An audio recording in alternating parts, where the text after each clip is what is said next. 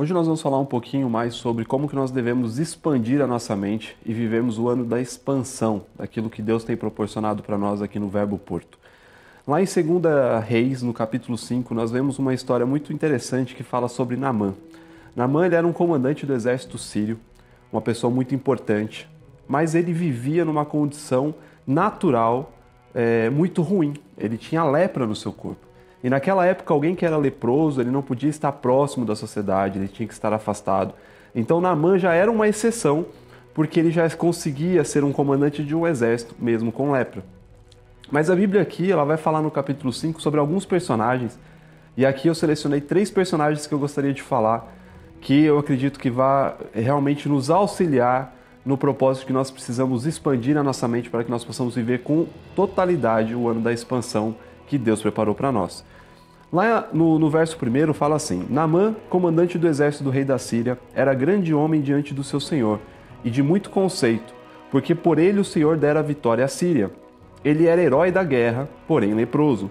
No 2, saíram tropas da Síria e da terra de Israel e levaram cativa uma menina, que ficou ao serviço da mulher de Naamã.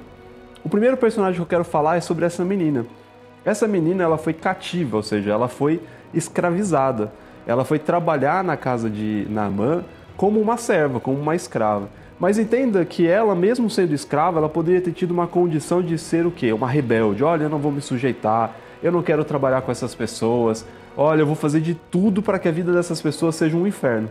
Mas pelo contrário, se você continuar lendo o capítulo 5, você vai ver que ela tem um papel fundamental aqui. Porque quando ela ouve falar sobre a situação de Naamã, que ele estava com lepra, ela fala para sua senhora ou para a esposa de Naamã e diz: olha, se por acaso Naamã tivesse a oportunidade de ir até Israel, lá ele seria curado, porque eu sei que lá existe cura. Entenda que ela, como escrava, ela tinha todas as desculpas possíveis para viver uma vida, sabe, não dando honra para as pessoas que estavam escravizando ela, mas ela decidiu viver uma vida diferente, e ela decidiu ser usada por Deus para que Naamã pudesse ser então curado daquela doença que ele tinha no seu corpo.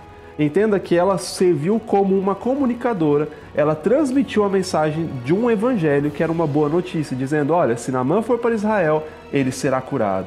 E depois que Naamã ouve sobre isso, ele acredita nessa menina e ele vai até o rei da Síria dizendo: olha, eu quero ir até Israel porque eu ouvi dizer que lá eu serei curado. E o rei da Síria, então, ele prepara uma comitiva, prepara uma carta, entrega prata, ouro, uma grande quantidade de prata e ouro para levar para Israel. Olha só como que é interessante. Essa menina que era escrava, ela estava proporcionando riquezas para o seu povo. Ela estava deixando que, através da sua vida, Israel pudesse ser alcançado com riquezas, com prata, com ouro, através da mensagem que ela anunciou. E quando nós vamos avançando aqui no texto, nós vamos percebendo que Naamã, então, vai até Israel, e quando ele chega diante ao rei de Israel, ele apresenta a carta. E a reação do rei, qual é? É de pavor. Ele rasga suas vestes com medo e fala assim: por acaso eu sou Deus para curar alguém? Por acaso eu posso dar a vida ou a morte a alguém? Eu não sou Deus, eu não posso curar, como eu vou curar você? Olha, veja como o rei da Síria está tentando romper o nosso acordo e está arrumando uma desculpa de que eu não cumpra com a minha palavra, que eu não consiga curá-lo, para que ele possa então nos atacar. Mas perceba que havia um propósito nisso. Deus seria glorificado através dessa situação. Mas Eliseu, que era o profeta daquela época que estava em Israel, ao ouvir falar sobre isso, que o rei havia rasgado as suas vestes, ele se preocupa e fala o seguinte: não, pera lá. Ele não está falando com o rei apenas no sentido natural, mas agora ele está falando com o rei dos reis, aquele que realmente tem um poder transformador e que pode realmente impactar e transformar essas vidas. E ele fala: olha, traga então Naamã até mim, porque hoje ele verá o poder do grande Deus de Israel. Entenda que Eliseu poderia ter ficado em silêncio, poderia ter se acomodado, mas não, ele decidiu ser ousado, ele expandiu a sua mente dizendo: olha, nós temos aqui então uma oportunidade poderosa para mostrar o poder de Deus. Ao invés de eu me calar, ao invés de eu achar que isso é uma situação que está sendo preparado como uma armadilha para mim, não, nós vamos usar essa situação para que nós possamos então potencializar ainda mais o Evangelho, para que mais vidas possam ser alcançadas e mais pessoas possam perceber que realmente existe um Deus poderoso em Israel. E entenda que quando Naamã chega até Eliseu, Eliseu então recebe um comando, uma instrução de Deus, dizendo que Naamã deveria então mergulhar 7 vezes no Rio Jordão, para que ele pudesse ser então curado.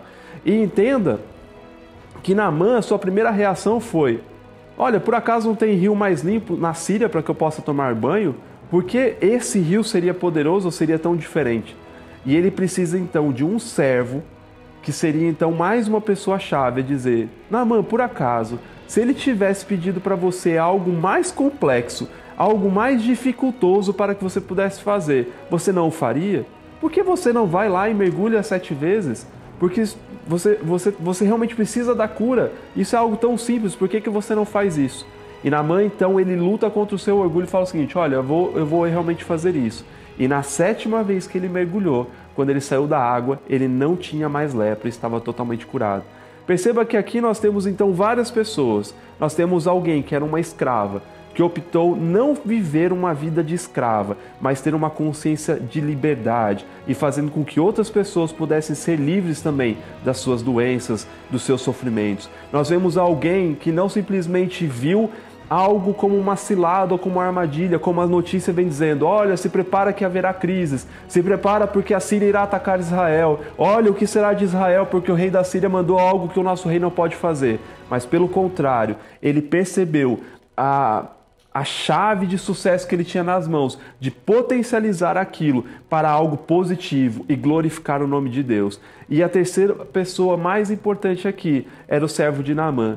O servo de Naamã, ele não desconsiderou em nenhum momento as palavras que estavam. Apesar de naturalmente aquilo ser algo simples, havia algo poderoso e sobrenatural da parte de Deus.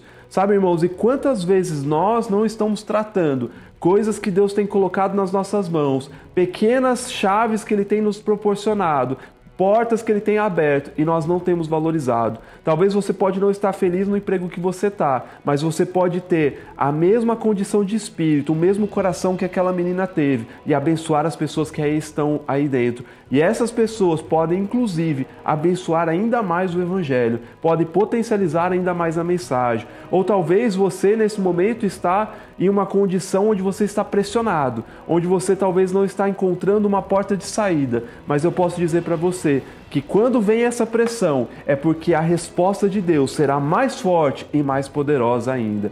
Ou então talvez você seja a terceira pessoa, o próprio Naamã, que você talvez precisa de algo, você precisa ser curado, você precisa ter a sua vida transformada, algum problema precisa ser resolvido.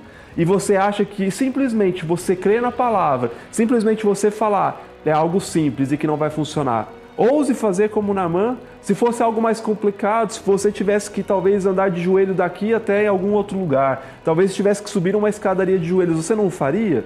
Mas então por que você não crê naquilo que a palavra diz? Por que você não recebe hoje aquilo que a palavra de Deus está dizendo para nós? Que esse é o ano da nossa expansão, é o ano de nós expandirmos as nossas tendas, é o ano de nós crescermos e expandirmos em todas as áreas. Aquilo que precisa ser expandido na sua área, este ano vai acontecer. Então expanda sua mente. Abra sua mente, expanda e comece a receber os pequenos comandos de Deus e reagir com Ele. E você desfrutará daquilo que Deus tem colocado nas suas mãos. O milagre de Deus já está nas suas mãos. Você precisa simplesmente reagir com aquilo que Ele tem feito com você.